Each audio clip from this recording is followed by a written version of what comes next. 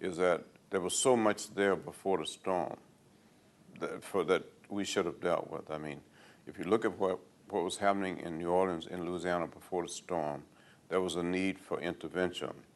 So it wasn't acute crisis, it was a chronic crisis that existed.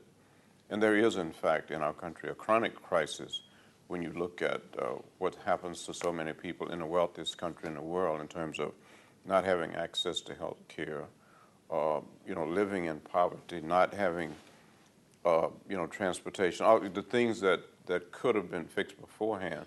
The levees also, by the way, could have been fixed.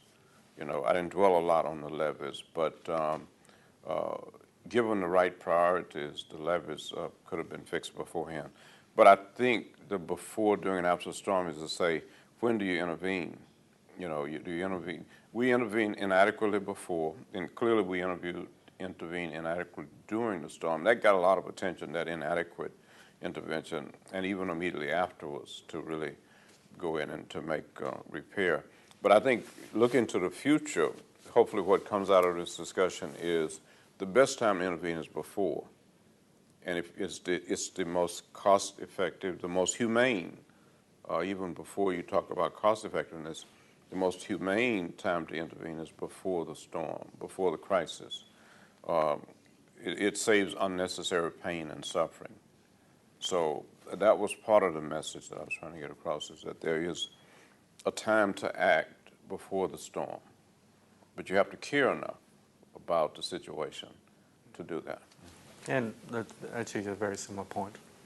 I thought, and there are a number of national reports actually generated by Aboriginal people looking at the issues of violence and a lot of discussion on child sexual abuse, which should have been addressed well before our particular storm, and required long-term strategies. And I think that the kind of response really highlighted some of that inadequacy.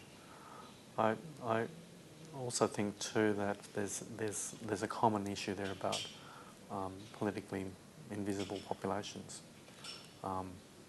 Not so if you're in those communities, but from the perspective of government, these are very marginal communities who don't get on the radar without this kind of apparent crisis being produced. And I think that there's a double tragedy there, because there's a set of issues that are chronic, that need to be addressed, and these are the very people who actually should be on the radar.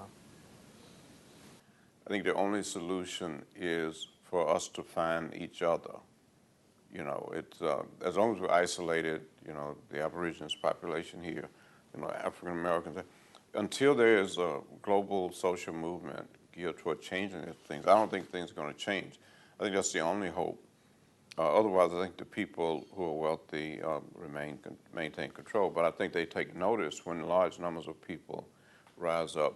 Again, I lived through that to a great extent in the South, with Martin Luther King and that movement. Went to jail, went to prison. But there was a certain feeling of hopefulness, people coming together to move society forward. The American people looking at TV and seeing Bull Connor sticking the dogs on children in Birmingham and saying, this is not my country. This can't be. But also having a leader in the White House at that time, John Kennedy, who responded. So we've got to find two things, I think. We've got to find each other, and then we've got to find the leadership. And, and we can find the leadership if we can find each other. But the question is, can we find each other?